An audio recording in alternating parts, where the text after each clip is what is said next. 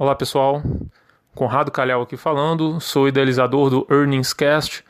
Obrigado por estar escutando as conference calls em nossa plataforma. Passando aqui um recado de 30 segundos para falar um pouco para vocês da Anchor. A Anchor é uma plataforma gratuita para a criação de podcasts. Ela contém ferramentas que permitem aos usuários gravar e editar áudio, organizá-los em episódios de podcast, publicar podcasts em plataforma de escuta e monetizar o conteúdo. Um abraço a todos e continue conosco.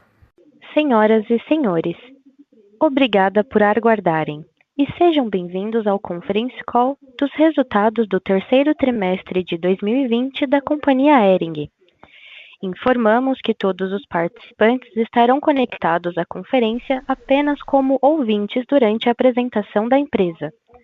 Posteriormente, será aberta a sessão de perguntas e respostas, quando mais instruções serão dadas para os senhores participarem. Caso seja necessária alguma assistência durante a conferência, queiram, por favor, solicitar a ajuda de um operador digitando *0. Antes de prosseguir, esclareço que eventuais declarações que possam ser feitas durante esta teleconferência, relativas às perspectivas dos negócios da companhia, bem como projeções, metas operacionais e financeiras, são previsões baseadas nas expectativas da administração. Estas expectativas são altamente dependentes das condições do mercado interno e do desempenho econômico geral do país e dos mercados internacionais. Portanto, estão sujeitas a mudanças. Conosco hoje em São Paulo estão os senhores Fábio Hering, presidente da companhia, o senhor Rafael Bossolani, diretor de Finanças e de Relações com Investidores, e o senhor Tiago Hering, diretor executivo de Negócios. Os executivos farão uma introdução inicial e, em seguida, responderão às questões formuladas. Agora, gostaria de passar a palavra para o senhor Fábio Hering. Por favor, pode prosseguir. Bom dia a todos, quero cumprimentá-los e agradecer muito a participação nessa nossa teleconferência de resultados do terceiro trimestre de 2020. Sejam todos muito bem-vindos. Ano este bastante desafiador. O terceiro trimestre mostrou-se mais reanimador. Conseguimos, depois de um primeiro semestre extremamente complicado, com muitas lojas fechadas durante muito tempo, já nesse terceiro trimestre, ao longo dos meses de julho, agosto e setembro, mostrar uma evolução muito positiva. Nós vamos ter a apresentação na sequência dos nossos resultados, com comentários sobre o trimestre e também falar sobre as perspectivas do presente e do futuro. Já ingressando no quarto trimestre, com a perspectiva de um término de ano bem melhor do que a gente registrou nos trimestres anteriores.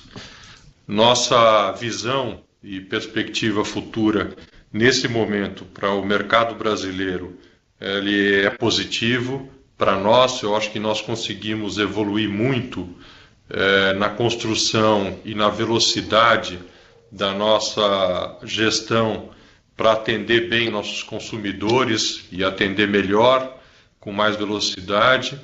As nossas marcas Hering Kids e Desarme construíram nesse ano, mesmo com todo esse desafio, enormes evoluções no que diz respeito à aproximação dela aos nossos consumidores.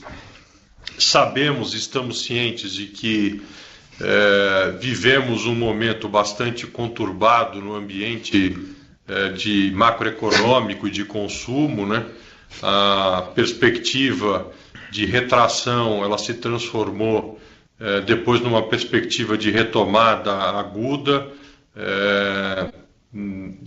e isto também nos coloca um desafio grande, pensando já em 2021, em relação à acomodação que haverá nos agentes de mercado com essa nova normalidade que a gente deverá encontrar. Alguns desafios em relação a custos, e eu não me refiro só ao nosso setor, mas também esta pressão inflacionária que a gente vem observando, que afeta, claro, o bolso de todos os consumidores, Mas isso tudo não tem nos desanimado nem um pouco, pelo contrário, tem criado dentro da companhia uma perspectiva muito positiva de a gente conseguir, pelo nosso modelo de negócio, pelas marcas que temos e pelos avanços que fizemos tecnológicos, digitais, a gente conseguir conquistar crescimento, aumentando a nossa presença e participação de mercado. Tendo feito essa rápida introdução, eu passo a palavra primeiro ao Rafael, que fará a apresentação, e aí depois ao Tiago, que continuará na apresentação, detalhando melhor o ocorrido durante o terceiro trimestre, principalmente falando de como a gente está já nesses quarto trimestre e as perspectivas futuras. Na sequência, como de costume, estaremos os três, Tiago, Rafael e eu, disponíveis para uma sessão de perguntas e respostas. Então, Rafael, por favor, dê continuidade. Obrigado, Fábio. Bom dia a todos. Espero aí que estejam todos bem, com saúde. E queria agradecer pela presença aí na participação do nosso call de resultados do terceiro trimestre de 2020. Né? Gostaria de começar comentando os resultados e o desempenho financeiro, começando pelo slide número 3 da Receita Bruta. Né? Então, a Receita Bruta da companhia ela atingiu 303 milhões de reais, teve uma retração aí de 33% versus o terceiro trimestre de 2019. Ao longo do terceiro trimestre, as vendas elas avançaram em sincronia com a retomada e abertura gradual das lojas, né, sendo que no final do trimestre a gente tinha praticamente 100% das nossas lojas, da nossa rede toda aberta. Acho que é super importante a gente destacar a instabilidade dessas aberturas, né, bem como os horários de atendimento reduzido e ou comércio fechado aos finais de semana em algumas praças importantes para o nosso negócio, como por exemplo São Paulo, Belo Horizonte, Curitiba, Rio de Janeiro, etc. Além de uma queda de fluxo, principalmente nos shopping centers, né, que acabou impactando diretamente o desempenho dos nossos canais físicos. Então, no início da pandemia, a gente tomou a decisão também de cancelar a coleção de verão, né, que normalmente chegaria às lojas aí ao final de julho, início de agosto. Na nossa visão, uma decisão considerada acertada, né, uma vez que a gente mitigou o risco de estoque tanto para a companhia, né, quanto também para a nossa rede de franqueados. E eu vou dar mais detalhes aí mais para frente da apresentação. Então, nas vendas sellout, o destaque positivo continua sendo no nosso canal do e-commerce, né? Então, no terceiro trimestre de 2020, as vendas aí via Web Store cresceram mais de 160%, elas totalizaram 50 milhões de reais e segue acelerando aí nos meses subsequentes, né? Em outubro, esse canal apresentou um crescimento aí de mais de 170% quando comparado ao mesmo período do ano anterior. As nossas lojas próprias, que estão aí localizadas primordialmente em shopping centers, elas tiveram uma redução bastante acentuada do fluxo, como eu mencionei, né? E consequentemente uma retração na receita aí próximo de 40% versus o terceiro trimestre de 2019. Acho que é super importante destacar a aceleração nos indicadores de produtividade dessas lojas, né? Então, um aumento assim, de mais de 5 pontos na nossa taxa de conversão, o ticket médio subindo mais de 9%, o nosso número de peças por atendimento subindo mais de 23%. Então, assim, indicadores de produtividade bastante importantes. Uma mudança relevante, né, e com impacto positivo para a nossa rede foi a alteração do nosso modelo go-to-market, né? Em julho, agosto e setembro, a gente fez nosso showroom da coleção de alto verão, que é a nossa última coleção do ano, né? De forma 100% digital, para atender a nossa rede de franqueados e todos os nossos clientes multimarcas. Essa jornada do showroom ela mostrou-se bastante intuitiva e também amplificou bastante a experiência de compras dos nossos clientes. Tá? Então, é importante ressaltar que a performance da companhia no mês de outubro apresentou um crescimento aí total de receita na ordem de 16,5% versus o ano anterior, incluindo aí tanto o sell-in quanto o sell-out. Então, seguindo para o nosso slide número 4, né, o lucro bruto da companhia ele atingiu 100 milhões de reais no trimestre. Consequentemente, a margem do trimestre atingiu 38,8%. É uma evolução importante versus o segundo trimestre, né, mas uma retração versus o ano anterior aí de 6,2 pontos. Né. Mais da metade dessa retração, desse impacto na margem, ou seja, 3,1 pontos percentuais, ela está atrelada a um menor volume de vendas do trimestre e, consequente, menor diluição dos nossos custos fixos de fábrica, né, nosso overhead de fábrica, que apesar de ter tido uma redução de mais de 17%, ainda a gente não conseguiu gerar essa alavancagem. Então, acho que é super importante ressaltar que o efeito oposto, né, de crescimento, quando a gente cresce, a gente consegue gerar uma alavancagem operacional também bastante grande em momentos assim, de expansão de vendas, principalmente olhando isso para frente. Além disso, a gente teve uma menor participação assim, de vendas de coleções vigentes, né, uma vez que a nossa coleção de inverno ela acabou fazendo parte do papel da nossa coleção de verão, que foi cancelada para proteção do negócio, como eu mencionei, e obviamente teve algum tipo de incentivo. Então vale destacar também um efeito positivo no nosso mix de canais, né, com uma participação de vendas do e-commerce e maior margem sell-out. Então, essa é uma tendência também para a gente observar. Então, seguindo para o slide número 5, as despesas operacionais elas atingiram 105 milhões de reais, né, uma redução aí de próximo de 11%, mesmo impactado com alguns itens não recorrentes, né?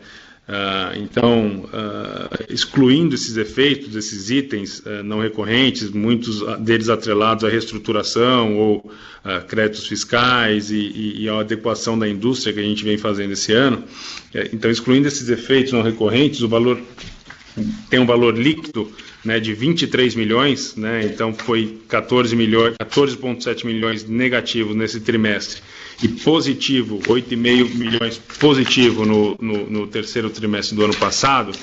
Então a companhia atingiria um montante aí de 91 milhões de despesas no terceiro trimestre, o que representa uma redução de mais de 28%, né, em valores nominais. Essa redução ela é explicada principalmente por diversas negociações de custo de ocupação que a gente vem fazendo nas nossas lojas próprias. A gente tem também redução de despesas com pessoal, variáveis de vendas, etc. Né? Então, aqui demonstra um resultado de uma gestão bastante austera, né, de despesas em todas as áreas da companhia. O EBITDA do trimestre atingiu 16,7 milhões e 31 milhões quando a gente exclui esses efeitos aí não recorrentes que eu acabei de comentar, uma margem aí de 12,2%.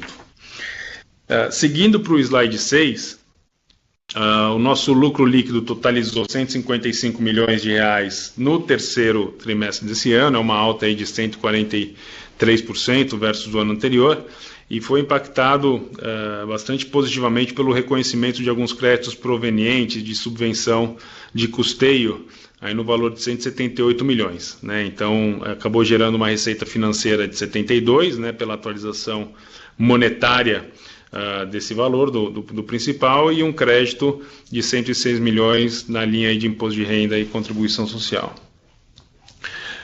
No que diz respeito ao nosso fluxo de caixa, a companhia teve uma geração de caixa livre no trimestre de mais de 22 milhões de reais, então praticamente em linha com o que a gente observou no terceiro trimestre do ano passado, mesmo contabilizando um resultado operacional menor. Então, eu acho que vale ressaltar aqui que o nosso fluxo de caixa está bem controlado, né? Além do fato de a gente ter uma posição de liquidez bastante sólida e confortável. Então, ao final desse trimestre, a gente está com uma posição de caixa líquido de 292 milhões, né? Mesmo após nos últimos 12 meses a gente ter realizado investimentos na companhia acima de 50 milhões, a gente recomprou 65 milhões de ações e a gente acabou pagando também quase 40 milhões aí entre dividendos e juros sobre capital próprio. Então, a gente tem feito uma gestão bastante focada na preservação da nossa liquidez e na nossa solidez financeira, e nossa expectativa é seguir com uma geração aí positiva de caixa nos próximos trimestres. Por último, no slide 7, antes de passar a palavra para o Thiago, acho bastante importante ressaltar também a nossa gestão de estoques, né? Os estoques da companhia, no mês de setembro, eles apresentaram uma queda aí de 2,5% versus o ano anterior, né? Mesmo com todos os desafios que a gente enfrentou aí ao longo desse ano, né? Então, acho que vale destacar também uma boa qualidade dos estoques que a gente tem nos nossos produtos acabados, que eles acabaram reduzindo aí quase 7% versus o ano anterior, mas mais do que isso, tem uma alta concentração nos nossos itens perenes e coleções vigentes, né? Então, 72% dos estoques de produto acabado são de altíssima qualidade, o que significa que as coleções de verão para trás, né, reduziram 30% contra o ano anterior, o que limita aí uma eventual necessidade de remarcações remarcações das coleções olhando para frente. Então, queria passar a palavra, esses são os highlights, queria passar a palavra para o Thiago agora, se quiser fazer algum complemento ou seguir com a parte dos dados operacionais. Obrigado, Rafa. Bom dia a todos. Queria reforçar as palavras do nosso CEO na introdução. Tem sido uma jornada, de fato, bastante desafiadora, intensa, né? E a gente ainda tem uma série de etapas a serem percorridas. E aí eu me refiro não só ao ano de 2020, com todos os desafios trazidos por esse evento da pandemia, mas também a nossa jornada maior aqui de transformação cultural dessa companhia centenária. Mas acho que o mais importante é que é apaixonante, né? E a gente tem convicção de que o alcance é exponencial. Acho que é muito bom poder contar com um mix de talentos e habilidades no time, né, tão vasto num momento como esse, né? Tem sido, aliás, fundamental para a gente poder pensar de uma forma não convencional, inovar e endereçar de maneira criativa, né, todos os desafios que a gente vem encontrando. Então, acho que queria começar fortalecendo o pilar maior da companhia, que são as pessoas, a gente, e a gente está muito confiante e muito satisfeito com o time que vem tomando forma.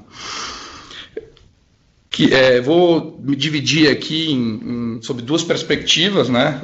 Na verdade, vou falar um pouco vou falar bastante do trimestre, dos resultados e das agendas que evoluíram bastante, né? A gente tem se desafiado a um pace mais acelerado na agenda de inovação. A gente tem um desafio que é construir essa organização ambidestra, equilibrar bem todo o mato alto que a gente tem que cortar numa agenda de eficiência operacional, e a gente sabe que existem ótimas oportunidades aqui, tanto em marcas como em canais e também na nossa agenda de supply, mas é importante que uma companhia com o nosso nível de ambição e a nossa disponibilidade de recursos também tenha uma agenda de inovação forte, importante.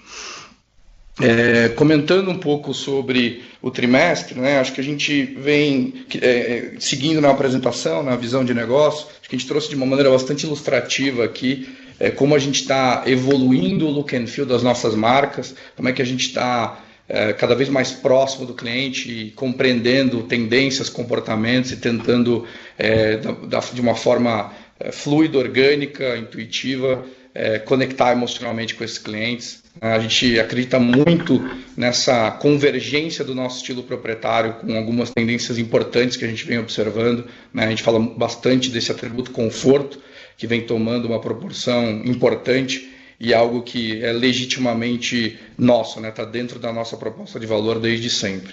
Acho que a companhia desde os últimos anos, compreendeu que era importante fortalecer a essência, né, resgatar o DNA, mas sabendo modernizar o discurso, sabendo refinar o como, para que a gente possa encontrar, principalmente na marca Hering, na marca principal, um novo momento, né, um novo ciclo virtuoso. Então a gente vem apostando bastante naqueles atributos que constroem a nossa tal Smart Choice, né, a nossa proposta de valor, então combinando muito bem qualidade, design, conforto, preço e tecnologia. E entendo eu que a gente tem evoluído bastante em todos os pontos de contato com o cliente, tem conseguido traduzir, tem conseguido aumentar o impacto, o engajamento e a relevância, né? Então aqui eu trago no primeiro slide um pouco da ilustração de como a Hering quer ser percebida nesse próximo trimestre, então nas cores, no verão, na leveza, na alegria na compra fluida do presente também, né? A gente definitivamente tem um lugar especial nessa agenda do presenteável, a gente sabe o quão importante é essa agenda para os nossos resultados do quarto trimestre. E a gente está muito confiante na proposta de valor que foi desenhada. Teve ótimo aderência e engajamento dos nossos parceiros, e aqui a gente traz um pouco de como a gente vai contar essa história ao longo do trimestre. A gente, ao longo de todo o release, vem reforçando muito essa ideia da ampliação dos pontos de contato com o cliente, né? Hoje é muito importante a conexão além do transacional. O ponto de partida, né, é essa jornada única, com facilidade de compra, ultra conveniência e elevado nível de serviço, mas é apenas o ponto de partida. A gente acredita que a ambição, né, a missão a ser perseguida é ir além do transacional, é combinar conteúdo, serviço e produto, é de fato fazer diferença na vida dos clientes, conectando emocionalmente com eles. A gente tem evoluído muito, não só na tecnologia, mas nos produtos em geral e nas nossas próprias competências, para tentar cada vez mais personalizar a experiência, né, criar engajamentos one-on-ones com os clientes, né, e isso tem absoluta sinergia com uma visão evoluída de plataforma multicanal, que inclui não só os ambientes, os canais transacionais, né, e-commerce, loja, mas também todos os pontos de contato, inclusive social media, app e todos os lugares onde o cliente pode encontrar de maneira inequívoca, né, a Hering e seu statement de marca. Então aqui a gente traz no slide seguinte um pouco dessa ilustração de como a gente vem evoluindo nos pontos de contato, traduzindo da melhor forma a nossa proposta de valor, né, fincando a bandeira no básico, acreditando nisso, entendendo que nessa perfeita combinação de qualidade, design, preço, conforto e tecnologia, a gente encontra um lugar importante, forte e que é absolutamente contemporâneo. Trouxe aqui também um pouco da evolução na nossa outra marca, né, a Desarme. A gente fortalece essa essência jeanswear como ponto de partida, mas é uma marca fácil de combinações múltiplas, né, com um grau de moda maior que a Hering, mas que tem que ter essa fortaleza no jeans. A gente também aqui evolui bastante o look and feel e todos os pontos de contato. É uma marca, sim, cuja maior parte da receita está no multimarca e assim deve continuar, mas é importante também que a gente use todos os canais à nossa disposição para aumentar a relevância, o desejo, a aspiração pela marca, para apresentar a marca para novos clientes, né? E a gente está muito próximo também dos nossos parceiros, para que eles também sirvam como embaixadores da marca. Então a gente recentemente lançou uma nova experiência de compra no varejo físico, um novo conceito de loja, cujo papel principal é apresentar a marca, é criar a experiência, conectar o cliente com o produto de uma forma bastante digital. A loja nasce omnichannel, de ponta a ponta, com área infinita, com muita facilidade de compra e com uma curadoria de produtos, uma seleção de produtos muito especial, com todos os seus atributos destacados. A gente também fez recentemente na marca uma evolução na plataforma, né? Migramos a plataforma, evoluindo e-commerce não só no aspecto de performance e conversão, mas também como um importante ponto de contato para uma marca que tem essa vocação para o atacado. E convido também todos a seguirem a Desarme na social media, onde a gente também tem importantes avanços e começa a criar uma conexão e uma personalização maior da comunicação, para que a gente possa aumentar também o nosso engajamento ali nessas comunidades, nessas redes. Seguindo aqui, e aí trazendo dados dos canais, na sequência aqui no slide 13, a gente continua com um pace bastante acelerado no e-commerce, né? Mudando de patamar trimestre a trimestre, mantendo os níveis de crescimento, e aqui a gente traz não só o nosso crescimento no terceiro trimestre, muito em linha com o trimestre anterior, e mesmo com, né, a abertura das lojas físicas na sua quase totalidade, e trazemos aqui também já uma visão de outubro, né, com inclusive alguns pontos percentuais a mais no crescimento, que mostra claramente que a meta, a missão estipulada, a gente está no caminho certo. A gente, da última vez, no último call, trouxe aqui as principais alavancas. Várias delas evoluíram bastante nos últimos 3 meses, mas a gente entende ainda que existem oportunidades adicionais a serem capturadas, o que, óbvio, claro, fortalece ainda mais a convicção de que traduziremos um percentual em torno de 20% da receita em termos de penetração no canal digital. Hoje, lógico, sem a base de receita estabilizada, a gente está muito próximo disso, mas a ambição e o plano para 2021 permanece. E a gente está muito positivamente surpreso e confiante, porque todo tipo de evolução, todo tipo de iniciativa que a gente vem colocando em prática tem retornado resultados bastante interessantes. A gente tinha um catch-up inicial para fazer com aqueles que a gente, com alguns benchmarks, cumprimos, e agora acho que tem uma nova avenida aí para trilhar, né? Acho que vale destacar aqui, a gente tem investido bastante em ampliação de sortimento, cauda longa, melhorando muito o nível de disponibilidade no nosso e-commerce. Esse nível de disponibilidade ele é potencializado, claro, pela omnicanalidade. Nesse sentido, a gente tinha um percentual bastante incipiente. Hoje a gente já atingiu 16% de participação do Omni Services na nossa venda total do e-commerce, e a gente continua com uma ambição de dobrar esse montante, conectando mais lojas e pouco a pouco evoluindo as nossas operações de hub. Os primeiros hubs já têm retornado, aqueles que já estão com um track record maior têm estabilizado a operação e têm sido importantes impulsionadores da venda do e-commerce. A gente tem, né, com muita clareza estratégica, evoluído também na agenda de marketplace, principalmente os segmentados, e buscando sempre crescer base de clientes e não canibalizar a nossa própria operação, né? E acho que a gente tem feito isso de uma forma bastante diligente.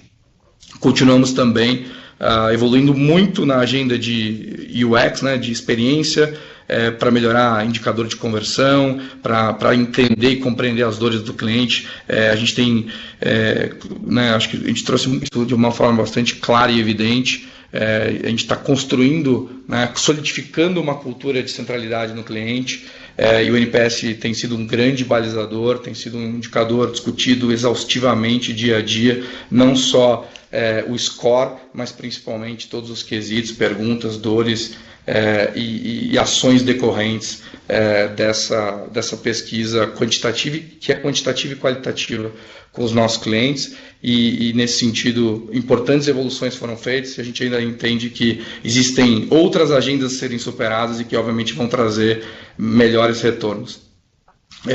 Os indicadores do e-commerce permaneceram em ótimo nível, conversão a 1,75%, com picos de até 4%. A gente temos aqui uma leitura de que estamos acima do bench, mas ainda não onde a gente quer estar. Então, todas essas iniciativas que eu narrei sobre usabilidade e a jornada em si vão, obviamente, ter um efeito bastante positivo em cima desse indicador. Conseguimos cortar em relação ao segundo trimestre mais um dia no tempo médio de entrega.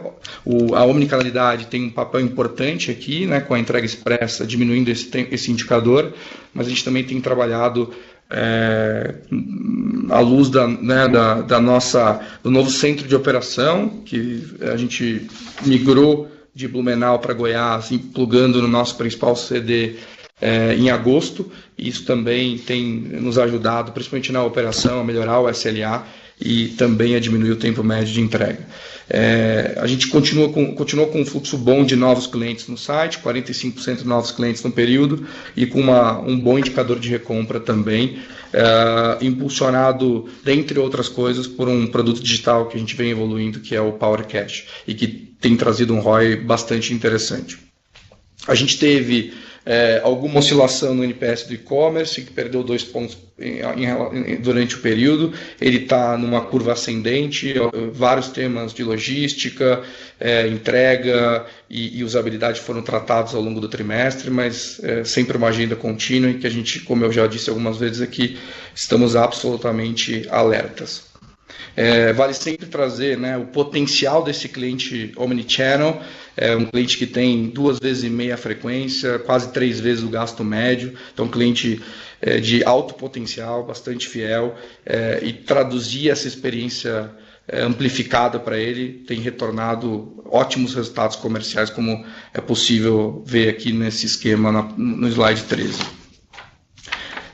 Seguindo para o slide 14, a gente traz aqui um pouco dos canais digitais que foram desenvolvidos ao longo desse período, não só para aumentar a penetração digital, mas também para driblar a adversidade da pandemia, né, para levar a loja até o cliente. E todos esses produtos vão ser continuamente desenvolvidos e, sobretudo, para garantir uma experiência segura e sem fricção nesse trimestre, onde a gente tem eventos de alto fluxo, como Black Friday e o Natal, e para os quais a gente está se preparando de uma maneira bastante intensa e diligente. Então, eu destaco a nossa plataforma de social selling, onde a gente já tem mais de 2.000 vendedores cadastrados, são franqueados, multimarcas, colaboradores, inclusive pessoas físicas, embaixadores da marca e vendedores como atividade principal ou até como receita incremental. Trago também a nossa ferramenta de Smart Sales do WhatsApp, que foi fundamental enquanto as lojas estiveram fechadas para gerar receita para as franquias, para as lojas próprias, enfim, para todos os canais.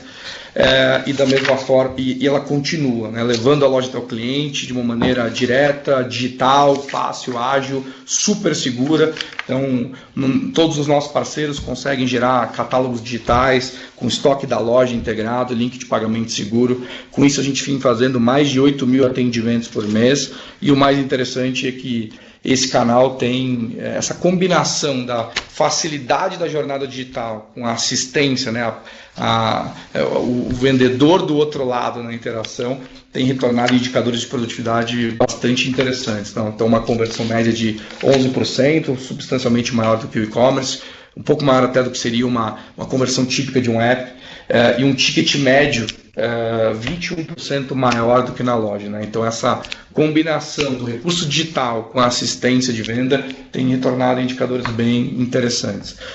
Vou citar aqui também o nosso app, que está em fase de design sprint, está em desenvolvimento. Então, a gente tem sido bastante profundo nessa jornada de descoberta, né, no nosso segmento, para traduzir um app que seja de fato útil, né, que haja o download e haja a recorrência, o uso contínuo. O lançamento será agora em meados de novembro, pré-Black Friday, e a gente junto lança o nosso programa de loyalty, e tem aqui uma sinergia bastante grande, né? Acho que o cardápio de benefícios e serviços do loyalty é um importante estímulo, né, impulsionador da aderência ao nosso app, e aí cria-se mais um ponto de contato com o cliente, não só para transacionar, reitero, mas também para gerar conteúdo, para interagir, para dar dicas de presentes, para recomendações de compra, enfim, todo tipo de recurso, todo tipo de interação com o cliente, e vou trazer assim que lançado em mais detalhes para vocês também. E acho que o último ponto dentro dessa visão é o quanto a gente vem evoluindo, não só no marketplace out, né, plugando nos principais, principalmente no segmento, nos especializados, repito, né, reforço, buscando trazer um novo cliente, aumentar a base de clientes e não canibalizar, e também o marketplace, né, testando novas categorias com parceiros, entendendo bem como funciona a dinâmica desses outros segmentos, traduzindo uma solução head to toe, ampliando a nossa cauda, ou seja, o sortimento, opções, e com isso também trazendo maior fluxo e produtividade. Falando um pouquinho do desempenho do sellout da rede de lojas, né, a rede Hering Kits combinado, a gente reportou um same store sales no trimestre de menos 10,4%. A gente tem aqui no trimestre do ano de 2019 uma base bastante sólida, de mais 6,6% na base comparável. Né, eram 3 anos seguidos de same store positivo, ou seja, bastante consistência nesse indicador, pelo menos nesse período.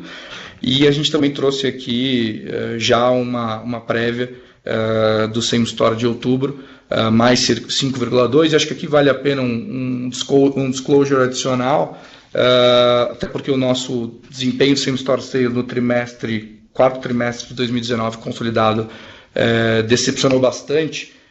E eu, à época, disse que a gente teve momentos bastante antagônicos ao longo do trimestre, então acho que vale trazer aqui a base isolada, né? O same store 19 contra 18 de outubro foi 5,4, né? Então a gente está falando aqui de 5,2, 20 versus 19, contra uma base de mais 5,4, 19 contra 18 em outubro. Nesse mesmo slide 15, a gente destaca um pouco, traz no mapa do Brasil, região a região, não só o nosso percentual da receita, até porque acho que é um dado de mercado, né, o quanto o Norte e o Nordeste vem performando melhor, e de fato nessas regiões a gente vem capturando same store de dígito duplo. A gente tem ainda uma baixa penetração nessas regiões, uma bastante concentração no Sudeste, e isso obviamente tem um impacto, né? É um deflator do same store sales. Vale destacar também que continua um desafio bastante grande na recuperação do fluxo, principalmente no Sudeste e principalmente nas lojas de shopping. Em contrapartida, a gente traz aqui um cenário bastante positivo nos indicadores de produtividade, né? Um crescimento de mais de 20% no nosso PA, peças por atendimento, conseguindo trazer mais itens para a cesta, né? Acho que isso tem a ver não só com a alocação de estoque de produto, com o mix, mas também com como a parte de visual merchandising, a jornada está montada para facilitar a vida do cliente, para que ele possa encontrar os itens essenciais de forma rápida e aproveitar da melhor forma o tempo de permanência dele na loja. A gente também teve um crescimento expressivo no indicador de conversão, de mais de 5 pontos percentuais, e da mesma forma o ticket médio, né, para quem pudesse pensar que a gente estivesse aumentando o PA, mas às custas de uma queda bastante grande no preço médio, a gente tem conseguido ter no ticket médio, que é a combinação do PA com o preço médio, também um crescimento próximo de 10%. Falando no slide 16 sobre o desempenho de vendas sell-in, nós já cumprimos todos os eventos de go-to-market referentes ao ciclo de sell-out até o dezembro. E o que a gente tem assistido é a recuperação do same store sales, do sell-out na ponta, acima da expectativa ou das projeções, tem recobrado o nível de confiança dos parceiros, e isso teve um impacto bastante positivo nos últimos eventos. O número, inclusive, informado sobre a receita líquida em outubro em mais 16,5%, reflete um pouco uma alocação inicial maior para o período. A gente está confiante, as projeções mostram uma perspectiva bastante positiva e de crescimento para o último trimestre em relação a 2019 na receita líquida total. Provavelmente não nesse patamar de outubro, por conta de como a alocação de estoque funciona, e tem aqui, claro, uma formação de estoque para o final do ano, mas a gente está bastante confiante na perspectiva do trimestre, ressalvados os desafios, e eu tenho certeza que a gente vai falar sobre isso daqui a pouco, na agenda de S&OP. Sobre o showroom, acho que vale destacar, né, ele definitivamente é um showroom 100% digital, isso tem traduzido um custo de servir menor, uma agilidade muito maior, um time to market menor, o que obviamente melhora a assertividade na coleção, a captura das tendências. A gente tem observado indicadores muito alinhados com o showroom físico, então pedido médio, tem conseguido atrair mais de 6 mil clientes em cada um dos blocos. E acho que o que é mais interessante é a riqueza de dados que isso traz na visão B2B, né? Então, é possível fazer recomendações, review de produto na hora, entender potenciais slow movers e best sellers no sell-in, carrinhos, o que saiu do carrinho, o que ficou, o que não foi finalizado, enfim. É uma riqueza muito grande, à luz de uma jornada B2C no digital, a gente tem aqui também no B2B, e mesmo aqueles mais céticos, clientes e parceiros, têm aderido a cada showroom, a cada evento, mais fortemente ao showroom digital, e definitivamente é uma ferramenta que fica e é fundamental para a gente reduzir time to market, melhorar a assertividade de coleção, programar, fazer melhor planejamento de demanda, enfim, e servir melhor o nosso cliente B2B e o nosso cliente B2C, obviamente, com o produto certo, no lugar certo, na hora certa. Por último, no slide 17, a gente traz uma visão aberta do nosso plano de expansão. A gente está bastante em linha com as 130 aberturas que foram divulgadas no último release. A gente tem 97 já abertas, 21 aprovadas, 12 em negociação, ou seja, a gente está bastante on track com o plano. Vale destacar não só o pace de aberturas e a quantidade de conversões de VQs, né, o multimarca vendo muito valor nessa transferência de know-how, e as próprias conversões vão mostrando, né, os primeiros efeitos positivos dessa gestão no canal de forma mais integrada e olhando para o ciclo de vida do cliente, buscando aumentar a produtividade dele e não canibalizar as regiões com novos clientes. E acho que vale trazer também um pouco de dados de produtividade. Então, uma franquia light, as lojas que a gente vem monitorando do primeiro ciclo de conversões vem trazendo 20% a 25% de aumento na venda no mesmo ponto de venda, ou seja, de ganho de produtividade. São operações com CAPEX leve, sortimento customizado, modelo de gestão fácil. Eles têm trazido uma venda por metro quadrado em torno de 14 mil, que pelas zonas que elas ocupam é bastante interessante, né? Boa produtividade, até porque essas lojas têm em média algo em torno de 5,5% de custo total de ocupação. Então parece ser um modelo bastante promissor na agenda de expansão, sabendo claramente, né, ter uma boa gestão de geomarketing, compreendendo bem as zonas brancas que estão ocupadas, sem canibalização, enfim, expandindo de uma maneira ordenada e correta. A gente entende que essa combinação na agenda de expansão, né, das mega lojas, que são redimensionamentos de pontos atuais, ressignificando o papel da loja física para trazer o centro de experiência, o one-stop shop, o sortimento completo, e servir também como hub de distribuição, né, e consolidar o ambiente omni-commerce, combinado com a capilaridade, né, que é obtida a partir da expansão com os formatos compactos nas zonas corretas, tem um alcance, sem dúvida, exponencial, né? A combinação dessas duas coisas garante que a gente tenha presença em footprint nacional, capilaridade interior adentro, mesmo em regiões onde a penetração do digital ainda é uma questão, e principalmente por conta do desafio da última milha.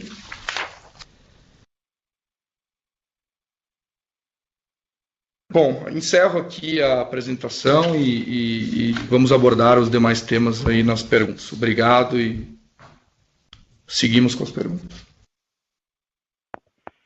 Obrigada. Iniciaremos agora a sessão de perguntas e respostas. Caso haja alguma pergunta, queiram, por favor, digitar *1.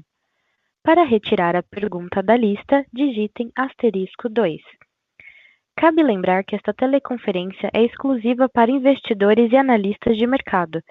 Solicitamos que eventuais perguntas de jornalistas sejam encaminhadas à senhora Marina Richard, da assessoria de imprensa, pelo telefone 11 97375 9687 ou pelo e-mail marina.richard@ciaering.com.br.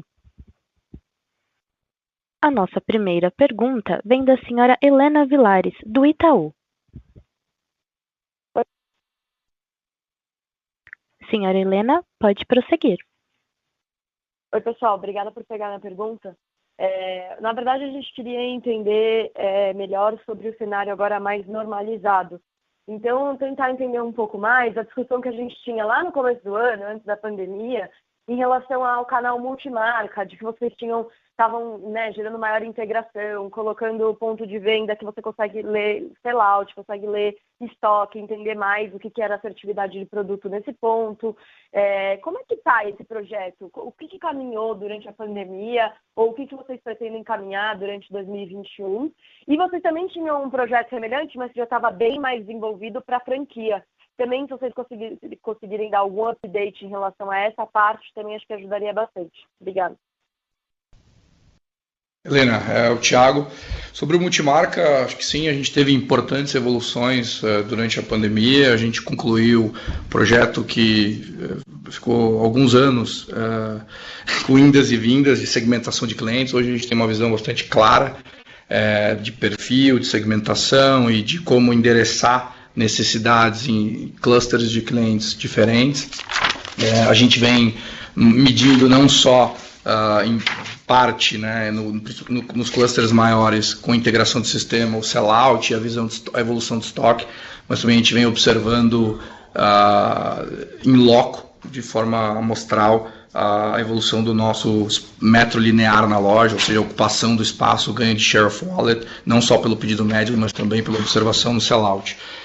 A gente vem observando ganhos de produtividade, cluster a cluster, semelhantes àquele que eu acabei de reportar sobre na conversão do cluster G de multimarca para a franquia Light. A própria conversão, como eu comentei, é um indício bastante importante de que a jornada vem sendo cumprida, né? Acho que o foco da gestão no multimarca é o ciclo de vida do cliente, né? É como a gente vai pouco a pouco transferindo know-how, apoiando ele no sellout para garantir um ciclo virtuoso, criar a fidelização e recorrência de compra e aumentando a mancha da Hering dentro do cliente até que haja a conversão definitiva no formato exclusivo, que é a franquia Light ou a Basic Shop, enfim, o cardápio disponível. Então, acho que evoluímos muito nos indicadores, na visão dos clientes, de dados, na segmentação dos clientes, na reorganização do time para atender esse novo para participar desse novo modelo de atendimento, né? Então, são skills, competências novas, uma visão mais de produto, trade, merchandising e menos relacional. Teve uma mudança bastante grande no time e na descrição de perfil, papel e responsabilidade. Está muito mais próximo dos clientes de maior potencial e focando, né, em melhorar a produtividade deles nas zonas ocupadas e focando a expansão em zonas brancas. Isso não significa que a gente não espere no topo do funil ter entrada de novos clientes, aquisição, mas a gente também tem desenvolvido novas ferramentas para melhorar também a agenda de aquisição de clientes, para que a gente possa trazer clientes que de fato possam crescer dentro do ecossistema do nosso multimarca e ir passando de cluster. A gente inclusive tem metas para que a gente vá revendo, né, a classificação do cliente e que isso é um indício claro de que ele está ganhando produtividade e a parceria com a Hering sendo mais importante para ele. A gente também, durante o showroom digital, a gente consegue ser mais diretivo nas recomendações, dividir mais dados, traduzir de forma mais homogênea, de norte a sul, a estratégia do ponto de venda, né, a gestão da pirâmide, dos best-sellers e, óbvio, customizando sempre, né, a recomendação para esse canal que tem características próprias.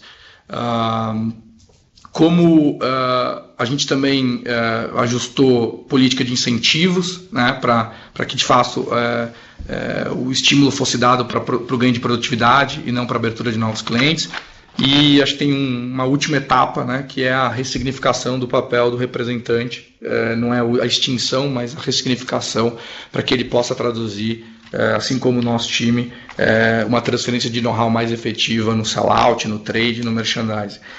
Na franquia,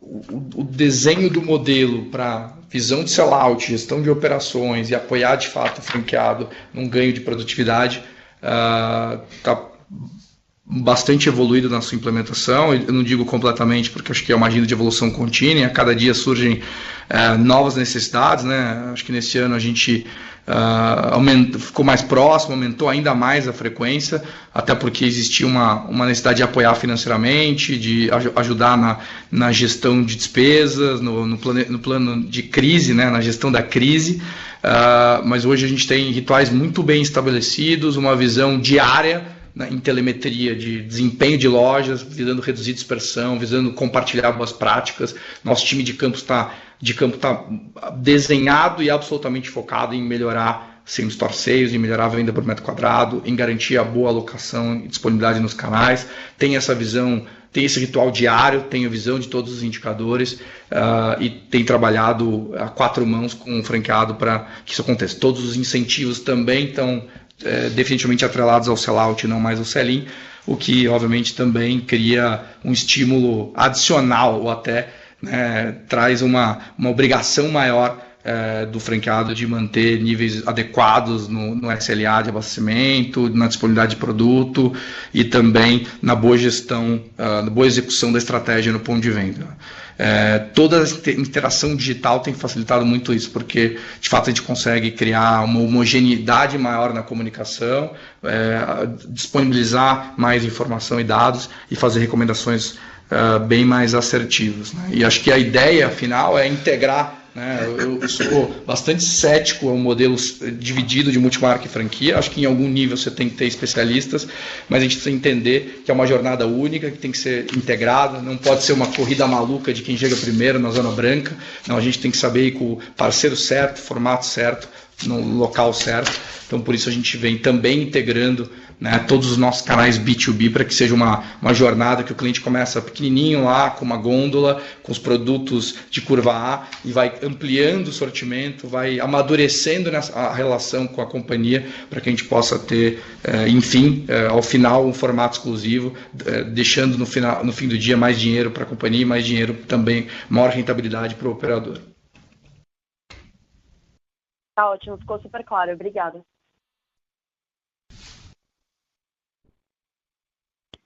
A nossa próxima pergunta vem do senhor João Soares, do Citibank. Bom dia a todos. Obrigado pelas perguntas. Eu tenho 2 perguntas aqui. A primeira, queria ouvir um pouquinho mais de Black Friday. A gente entende que a realidade mudou bastante vis-à-vis do ano passado, mas queria entender como é que vocês estão pensando a estratégia que vocês fizeram ano passado para garantir que as vendas do evento não vão pesar tanto em dezembro e afetar tanta sazonalidade dentro do trimestre. E a segunda pergunta, o Rafael mencionou que 72% do estoque já é de produtos de alta qualidade, então imagina assim, vocês equalizaram bem essa questão de estoque, e aí se eu somar isso, a tendência positiva de vendas, né, já de outubro, dá para imaginar talvez,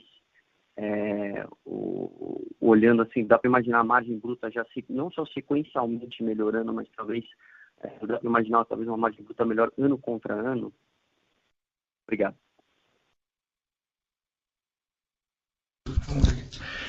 Bom, Thiago, falando sobre o Black Friday, acho que a gente tem trabalhado intensamente, né, organizou aqui times multidisciplinares para desenhar a melhor jornada, a melhor estratégia para o Black Friday e para o Natal, não só tendo em vista o comportamento dos últimos anos, né, e a típica ressaca que acontece pós o Black Friday, mas também tendo em vista as restrições e os riscos que a pandemia traz, né, em potenciais eventos de alto fluxo por conta das aglomerações. Então, a gente tem trabalhado em todas as frentes, tanto no desenho da estratégia de merchandising, na alocação de produto, no sortimento, a gente, como também na operação, no visual merchandising, como montar a loja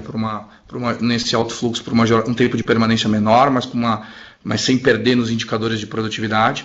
Acho que vale destacar que a gente está olhando, né, um horizonte de 45 dias, né, então o pico do Black Friday na segunda quinzena de novembro, aquela primeira quinzena bastante desafiadora do ponto de vista da ressaca, e aí o pico do evento de Natal, que esse ano há alguma certa incerteza sobre como é que o cliente vai se comportar. Então a gente está tentando balancear da melhor forma a receita, as ativações ao longo desses 3 períodos, evitando canibalizar categorias-chave no Black Friday, que são drivers de receita importantes em dezembro, né? Então saber bem o que chamar de oferta e o que ativar no Black Friday, nesses momentos, tendo em vista que a gente precisa levar a loja até o cliente, seja pelo nosso e-commerce, seja pelos serviços Omni, seja por todos os canais digitais que eu aqui apresentei, que facilitam, né? Tiram a fricção da jornada e driblam as adversidades que a pandemia traz. Mas a gente está bastante confiante na estratégia, tal qual ela foi montada, e nessa evolução contínua que o time tem trazido, cada vez mais no detalhe. A gente está confiante e preparado. A gente também, toda a nossa estratégia de CRM também é muito apoiada em criar estímulo, incentivos para o cliente, para o retorno do cliente na primeira quinzena de dezembro, para a gente também trazer clientes para as horas mais frias. Enfim, acho que não posso dar aqui o full disclosure, mas acho que o 360 da estratégia está muito bem montado, e a gente, servindo bem a execução, a gente vai ter um balanço melhor da receita ao longo dessas 3 quinzenas, e também com equilíbrio de margem, sem canibalização de categorias-chave, que acho que é um ponto importante também, e criando para o cliente um ambiente seguro, uma jornada sem fricção, na loja física, no site em todos os pontos de contato entre o site e a loja física, com todos os produtos digitais que a gente desenvolveu. Em relação ao tema de margem e estoques, e aqui vou falar com um olhar de merchandising,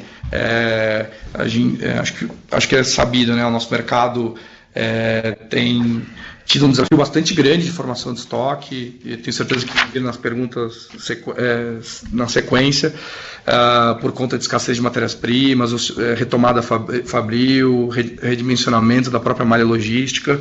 A gente tem envidado esforços importantes aqui nessa agenda de S&OP, uma formação de estoque ainda, né, aquém do que a gente esperaria para o final do ano, mas bem administrada, o que obviamente tira a pressão de uma eventual cadência de markdown, né? A gente tem tido uma cadência de markdown bastante lenta, equilibrada, o que tira a pressão de margem, reduziu drasticamente vendas de saldo. O próprio gráfico apresentado pelo Rafael mostra a qualidade do estoque, a perenidade do estoque. Então acho que o tema aqui é muito mais como é que a gente desafia, né, a cadeia produtiva para que a gente consiga ter boa alocação para os canais e disponibilidade adequada. Então, acho que o tema está mais. Então, eu diria que a gente pode sim afirmar que a perspectiva é de avanço na margem bruta, de recuperação dos patamares históricos, né? Acho que a gente deve ficar bastante alinhado, inclusive, com o 4º trimestre de 2019 nesse indicador. João, eu queria só complementar um pouco o Thiago com esse tema de margem, né? E já mencionado aqui que a qualidade dos estoques indica uma baixa necessidade de remarcações e tal, isso é parte da história, né? Então, assim, a gente tem, nesse trimestre, a gente teve uma margem bruta que sofreu aí pelo volume de vendas, né? Então acabou impactando pela nossa diluição de custos fixos, como eu já mencionei aqui, isso foi grande parte, mais da metade do impacto que a gente viu na margem. Porém, a gente observa uma evolução bastante grande já, inclusive desse indicador do 2º trimestre para o 3º, né? Então, eu acho que isso é um fator super importante. Então, a gente tem uma missão bastante grande para equilibrar essa pressão inflacionária que o Thiago acabou de mencionar nas nossas matérias-primas chaves, né, principalmente fios. para os próximos períodos como um todo. Tá? Então a gente tem estudado aí nossa estratégia também de precificação, sempre garantindo o nosso posicionamento, competitividade e principalmente a nossa proposta de valor.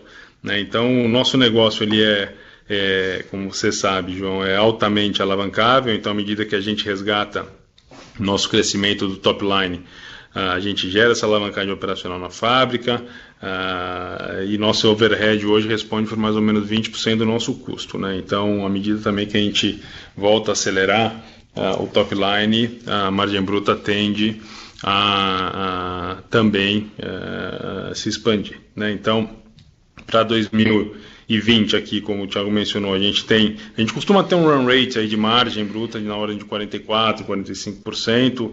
Esse ano deve ficar muito próximo dos 40%, grande parte em fator aí do custo fixo que eu mencionei, mas também um menor aproveitamento fabril pela ociosidade. Então, quando a gente olha o nosso quarto trimestre, nossa margem deve ficar muito próxima aí dos patamares históricos, até eventualmente alguma expansão, quando a gente olha nossa matriz aí de produtos e também a performance do sellout. Tá? Então, eu acho que só para sumarizar, então, para 2021 a gente tem um desafio grande aí da inflação, conforme eu mencionei, mas por outro lado a gente tem um aumento aí bastante recorrente também do nosso sellout, né, que tem uma margem bruta melhor, uma margem bruta cheia assim, nos canais e-commerce e também nas lojas próprias.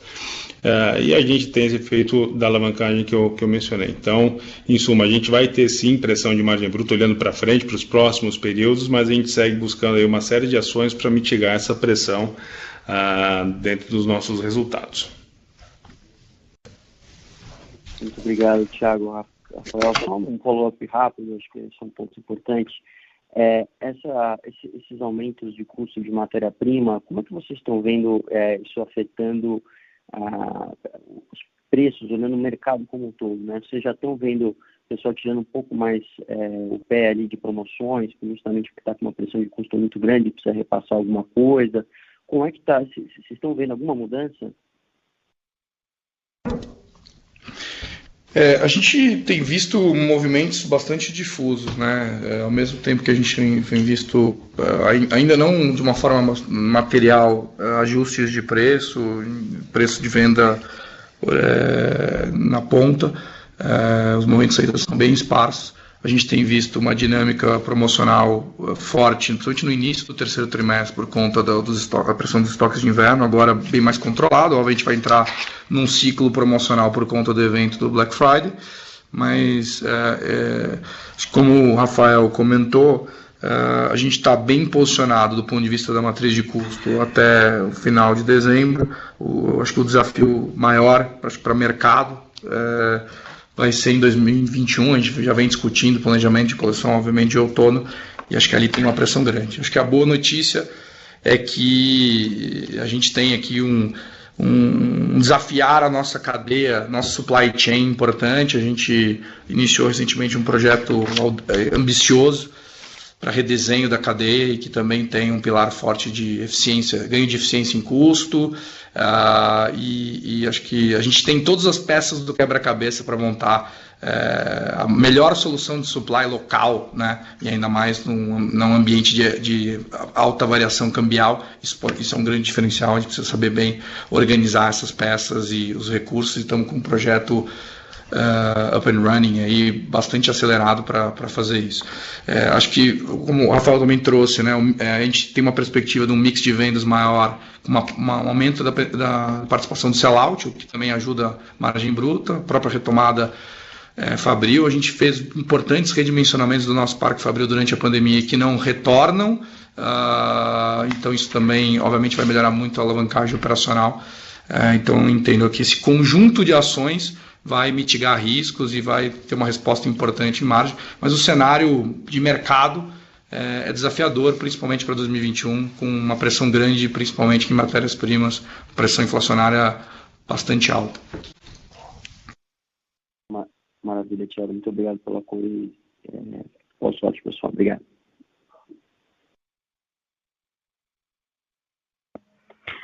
A nossa próxima pergunta vem da senhora Olivia, do Banco JP Morgan. Oi, pessoal, bom dia. Obrigada por pegar minha pergunta. Eu queria focar um pouquinho no lado de despesas, que a gente já discutiu bastante a migração das franquias e a margem bruta. Mas quando a gente olha para as despesas, acho que a gente viu bastante savings aqui, né? O que a gente queria entender é o quanto disso é mais estrutural, né? Então, de iniciativas de eficiência que vêm sendo tomadas e o quanto disso deveria voltar, né? Quando a gente volta a ter coleção nova, quando a gente volta a ter um marketing talvez um pouco mais em linha com o mercado que agora está aberto, né? Obrigada. Oi, Olivia, Rafael falando. Assim, eu acho que vale ressaltar que a gente teve um esforço muito grande no terceiro trimestre e a gente tem tido isso ao longo desse ano, né, para gerir e priorizar todos os recursos da companhia, né? Então, a gente reduziu 28% as nossas despesas operacionais aí correntes, né, em valores nominais, já mencionei isso daí. E aí a gente reduziu despesas em todas as naturezas, né?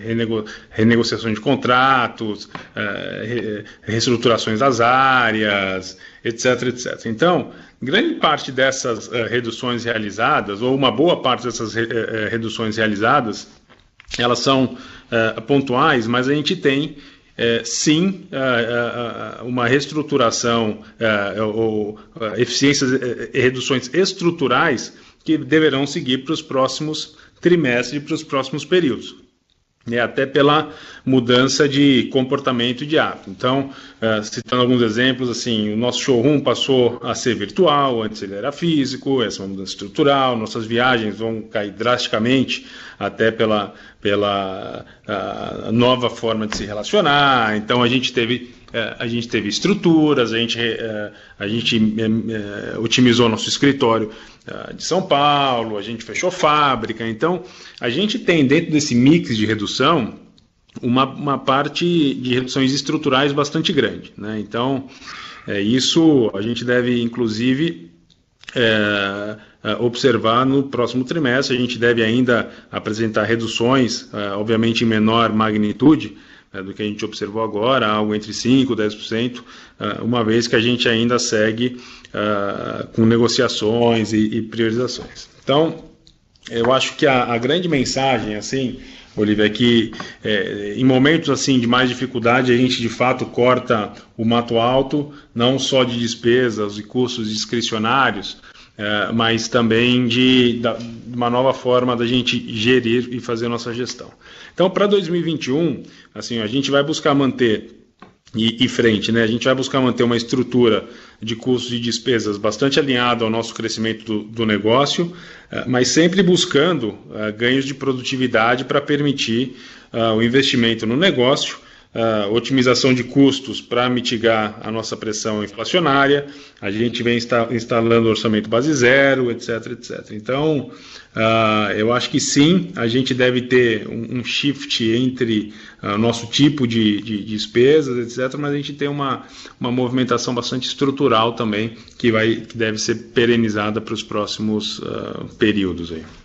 Eu queria destacar 2 pontos adicionais, né, acho que na face de loja, e aí vale para lojas próprias e franquias, a gente vem sendo bastante exitoso nas negociações do custo de ocupação, né, que é a principal despesa dentro dessa unidade de negócio, e mesmo para o quarto trimestre a gente ainda tem projetado aqui, e pelo menos para outubro e novembro conseguiu descontos na ordem de 25% no custo de ocupação, né, o que equilibra bastante a perda de entendo nos canais físicos, e óbvio tem impacto no P&L da franquia da mesma forma. O próprio franqueado, né, seguindo a cartilha, né, o nosso plano de gestão de crise também conseguiu encontrar outros ganhos de eficiência, de produtividade na linha das despesas operacionais, e que a gente vem reforçando, né, o quão importante manter esse nível de austeridade, óbvio, sem perder qualidade no serviço, e a gente tem encontrado uma rede bastante convergente nessa ideia. E queria destacar esse amplo projeto de redesenho do nosso supply chain, que também tem uma frente importante de sourcing estratégico e que deve retornar ganhos importantes no DRE. A nossa próxima pergunta vem da senhora Gabriela Katayama, do Banco UBS. Oi, pessoal, obrigada por pegar minha pergunta. A minha primeira pergunta é em relação também ao supply chain, em relação ao push and pull. Vocês têm alguma expectativa de quando vocês vão implementar isso? E isso pode fazer com que vocês repensem o ciclo de coleção, né? Tem coleções menores e mais frequência e manter itens mais perenes durante toda a coleção. Ainda mais que vocês conseguem agora fazer o showroom digital, né? Então é mais fácil de você acessar o seu franqueado multimarca. A segunda pergunta é a oportunidade com shopping centers, né? Dada a grande vacância que deve ter acontecido agora durante a crise, estão vendo algum parte de contratos mais baratos, coisas mais interessantes nessa abertura e expansão de loja que vocês estão fazendo? E também como é que está a negociação do revenue share da parte do O2O, né? Dado que agora vocês estão aumentando a parte de e-commerce, então como está a negociação do Click and Collect, From Store com shopping centers? Obrigada.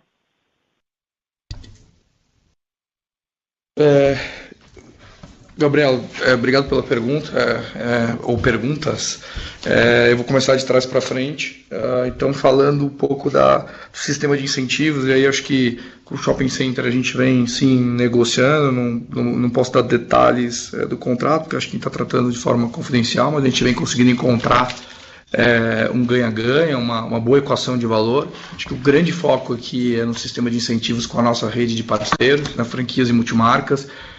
Acho que a gente passa assim, por uma ressignificação do papel desse intermediário, e é muito importante a adesão dele à omnicanalidade, né, até porque isso melhora o grau de satisfação do cliente, nível de serviço, e nessa agenda acho que a gente tem um ambiente bastante consolidado, com um sistema de incentivos bastante justo, coerente, e que tem ajudado muito a aumentar a penetração do Omnichannel e a adesão dos nossos parceiros. Uma visão colaborativa, né, e de que a omnicanalidade não tem dois lados, né, ela tem uma missão de servir bem o cliente e tem potenciais ganhos para todo mundo e todos os envolvidos. Na negociação com os shoppings, além, né, dessa negociação frequente, recorrente, para tentar ajustar, olhar para os indicadores, para a retomada de produtividade, para a retomada da performance e equacionar da melhor forma os custos, e a gente tem, com a maior parte dos grupos, tem conseguido, como eu comentei na resposta anterior, ter êxito, né, numa solução ponderada, ganha-ganha, mas também do outro lado a gente tem se aproximado daqueles grupos que a gente é mais parceiros, tem surgido oportunidades até para a expansão de alguns formatos, como é o caso da Mega Loja. A gente tem visto, não tenho aqui uma estatística, né, mas alguma vacância importante e interessante, e que principalmente nessa avenida de crescimento que são as megas lojas, né, não só para aumentar volumetria, mas para melhorar a experiência da marca e na relação com o cliente. A gente tem encontrado, sim, oportunidades boas, algumas já negociações concluídas e outras que estão em processo e que no curto prazo a gente deve ter novidades. Sobre o modelo de logística, eu prometo trazer na próxima call já um roadmap bastante detalhado, tá? Acho que a gente vai trazer isso na próxima apresentação. Eu não queria precipitar nada. A gente, independente da agenda de projeto, a gente vem evoluindo bastante na gestão de pirâmide de produto, né, trazendo uma base sólida de always on, de itens perenes, com continuidade, com frequência, né, onde o desafio é sempre garantir a disponibilidade em todos os canais. A gente tem essa vocação, inclusive, quando a gente olha para a nossa marca principal, né, e a característica do produto, a característica do sortimento, mas ao mesmo tempo também garantindo um bom nível um grau de moda, um nível de renovação no topo da pirâmide, né? Acho que tem sido um exercício importante. A gente redesenhou o processo, a governança do processo em si, tem sido muito disciplinado nessa gestão da pirâmide. Isso tem ficado mais claro para todo mundo, da porta para dentro e da porta para fora, principalmente para os parceiros. Eles têm percebido os resultados efetivos dessa boa gestão do ciclo de vida do produto e da pirâmide, e tem crescido em nível de adesão à nossa recomendação, não só as franquias, mas também os multimarcas dentro das customizações necessárias para esse canal. A gente já vem oferindo ganhos. Acho que um outro ponto importante, né, é a evolução na arquitetura de sistemas, no fluxo de informações e dados. E acho que o outro ponto adicional que a gente já evoluiu é na digitalização do go-to-market, né, reduzindo o time to market, excluindo toda aquela etapa de mostruários, de preparação para o evento de showroom. A gente ganhou aí preciosos 3 meses nesse processo. Acho que ainda tem, quando a gente olha para a visão, né, quando a gente começa a pensar, desenhar uma visão mais integrada, end-to-end, acho que ainda tem, tanto no time to market como na disponibilidade / ruptura, vários outros ganhos a serem percebidos, né? Eu só não quero trazer aqui uma versão incompleta, mas acho que a gente deve ter um roadmap. Quando a gente fala em push and pull especificamente, acho que o desafio ainda está na parte logística, em adaptação de centros de distribuição e parte também na arquitetura tecnológica. Mas, como eu disse, prometo trazer um roadmap de implementação para o próximo encontro nosso. Tá, super claro, obrigada. A nossa próxima pergunta vem do Sr. Fernando, do Morgan Stanley. Boa tarde, obrigado por pegar a pergunta. A pergunta que eu tinha era sobre os números de outubro. Vocês disseram que same-store cresceu 5% e vendas totais mais ou menos 16%. Então, eu tinha 2 perguntas em relação a isso. Primeiro, esse same-store de 5%, ele inclui algum ajuste relacionado à restrição de operação para o final de semana, horário? E se ele inclui, você conseguiria me dizer qual seria o same-store numa base, vamos chamar de suja, incluindo todas as restrições? E 2, essa diferença, você conseguiria dar alguma cor sobre a diferença entre as diferentes unidades de negócio nas vendas em outubro? Então, qual está crescendo mais ou menos? Obrigado. Normalizado. Fernando, Thiago falando, o same-store de outubro já está com uma base normalizada, tá? Porque a gente não tem mais restrições de final de semana, tampouco tem lojas fechadas por conta da pandemia, então a gente tem uma base full, uma base normalizada, tanto no same-store de mais 5,2 reportado, como quando a gente olha para a base histórica, né? Eu comentei um pouco também, abri para vocês o same-store de outubro 19 contra 18, até para ter um pouco da visão desse comp, né? O quão easy ou hard ele é. E em relação à receita,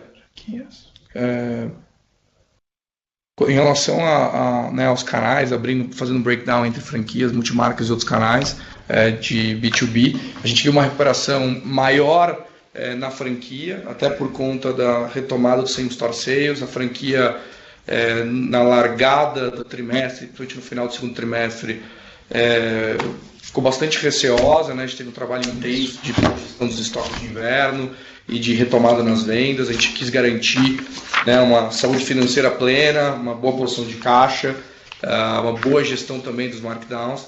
E nesse momento, a franquia, até pela retomada acima da projeção do same-store sales, ela veio para os eventos com um bom nível de confiança, né, com uma OTB, com uma boa abertura para compra, e fez uma alocação inicial para outubro, dentro do ciclo de produto do último trimestre, absolutamente necessária, né? Então, os números da franquia foram um crescimento mais expressivo, mas a multimarca também trouxe em outubro números positivos, ou seja, de crescimento em relação a 2019.